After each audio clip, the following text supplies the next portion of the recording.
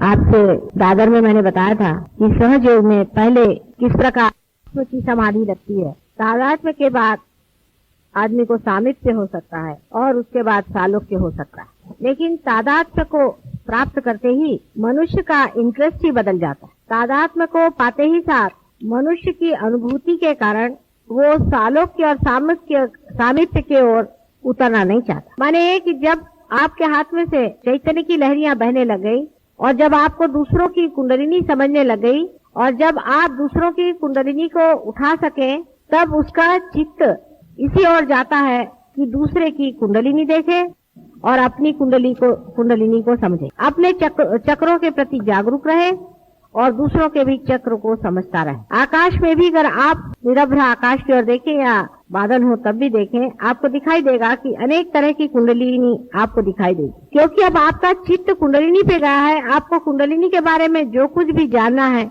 जो कुछ भी देखना है, जो कुछ भी सामीप्य है, वो जान पड़ेगा। कुंडलिनी के बारे में इंटरेस्ट जो है वो बढ़ जाता है, बाकी के इंटरेस्ट अपने आप ही लुप्त हो जाते हैं। ऐसा ही समझ लीजिए कि आप जब अपने बचपन को छोड़ करके जवानी में आ जाते हैं तो आपके जवानी के जो इंटरेस्ट है, आपकी नौकरी, धंधा, बीवी, बच्चे, उसमें आपके इंटरेस्ट आ जाते हैं। उसके बाद जब आप उस इंटरेस्ट से और भी गहनतम इसमें जाते हैं तो आपके बाकी के जो कुछ भी शौक है वो गिरते जाते हैं, अनुभूतियां गिरती जाती हैं और नई अनुभूतियों के ओर आपकी दृष्टि जाती है। या इस प्रकार समझें कि जैसे एक मनुष्य को गाने में रुचि नहीं है और किसी तरह से उसको गाने में रुचि हो गई, शास्त्रीय संगीत में उससे रुचि हो गई, तब फिर उसे कोई सी भी अशास्त्रीय संगीत की महफिल हो, वहाँ मजा नहीं आने वाला। उसी प्रकार सहयोग में आपकी हालत हो जाना चाहिए और वास्तविक बाकी तो जो कुछ भी आते हैं या जो कुछ भी शौक है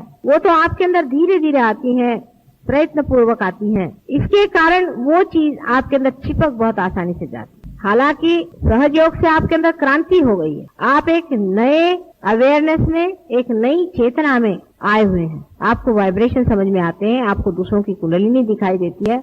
आप में से बहुत लोग जागरूक भी कर सकते हैं और बहुत से लोग पार भी कर सकते हैं। हजारों लोगों का आप लोगों ने ठीक भी किया। नई शक्ति में आपका पदार्पण हुआ है और जिससे आप लाभित हैं। लेकिन ये सब करने में एक ही बात का दोष रह गया है कि आपने कोई भी प्रयत्न नहीं किया, बगैर प्रयत्न के ही सत्य हो गया। इसके ही कारण शायद हो सकता है कि बहुत से लोग जो सहयोग में वाइब्रेशन पा भी लेते हैं, ऊंचे उठ भी जाते हैं, तो भी उनका चित्त परमात्मा की ओर, आत्मा की ओर, कुंडलिनी की ओर नहीं रहता है और अब भी वो चित्त बार बार गलत जगह पे जाते रहते। आपने पूछा था कि पाने के बाद क्या